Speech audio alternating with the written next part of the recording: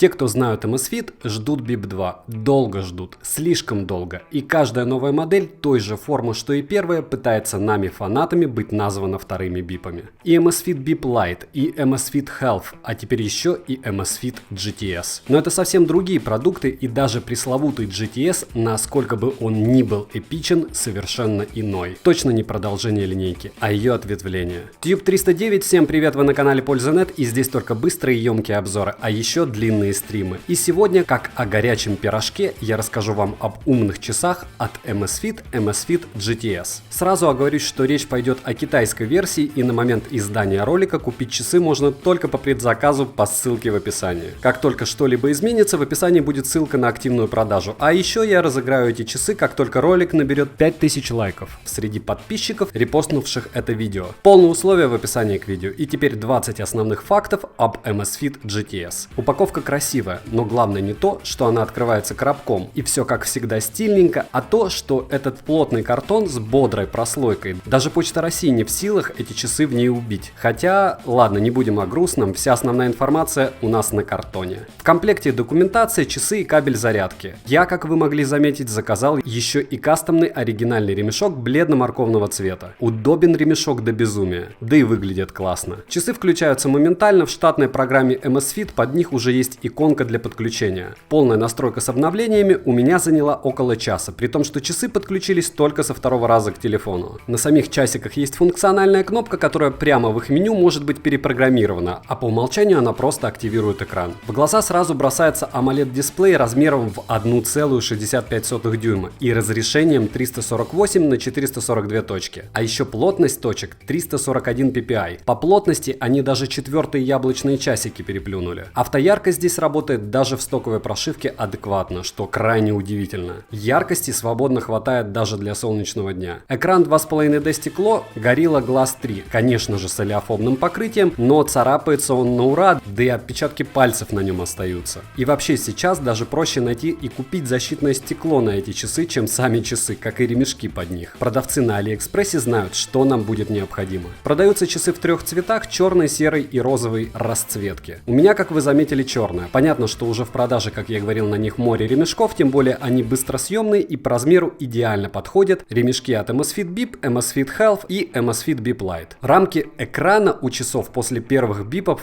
просто минимальные, хотя адекватные, если подойти к этому вопросу и объективно посмотреть, они все равно огромные. Корпус защищен от воды, да и плавать в них, как вы увидели, в меню можно без проблем. Даже в стоке есть уже функция плавания не только в бассейне, но и в открытой воде. И, кстати, кто не подписан, подписываемся. На канале каждые 2 недели розыгрыш Mi Band 4, условия в описании к видео, там все просто. Конечно же, здесь есть модуль GPS плюс GLONASS. Будете бегать, телефон для точного отслеживания расстояния вам не нужен. Спутники часы находят очень быстро. Подсчет расстояния по моим меркам довольно точный. У меня на круг в 5 километров часы выдали погрешность меньше 50 метров. При беге экран активируется либо поворотом запястья, либо кнопкой. Срабатывает неплохо, но, к сожалению, не всегда. Возможность подключить сторонние датчики, такие как датчик каденса или пульсомер, отсутствует, и она здесь точно не появится. Есть Alipay через встроенный модуль NFC, и то, что Google Pay здесь работать не будет, это 99%. Проще, если вы не из Китая, платить этими часами вам будет точно нельзя. Конечно, на борту биотрекер с пульсомером, который даже на стриме у меня измерял пульс у воздуха. Надеюсь, это дело они в новых прошивках еще допилят. А вообще, в сравнении с тонометром, пульс девайс считает довольно точно. И по ощущениям, и при беге тоже. Микрофона, как и динамиков, в часах нет. Встроенный вибромотор средненький. В программе можно самому навибрировать себе кастомную мелодию на будильник. Он не сильный, не слабый. В принципе, более чем достаточно, чтобы вас разбудить. Обещают больше 100 циферблатов от официалов, но на данный момент в программе их не больше 50. В меню самих часов очень странно, но на данный момент нет функции подсчета сна. В самой программе Amazfit функция подсчета сна присутствует. Напоминаю, что это пока стоковая прошивка, и сон они считают довольно неплохо, во всяком случае по моим наблюдениям. Автономность у часов терпимая. Аккумулятор на 220 мАч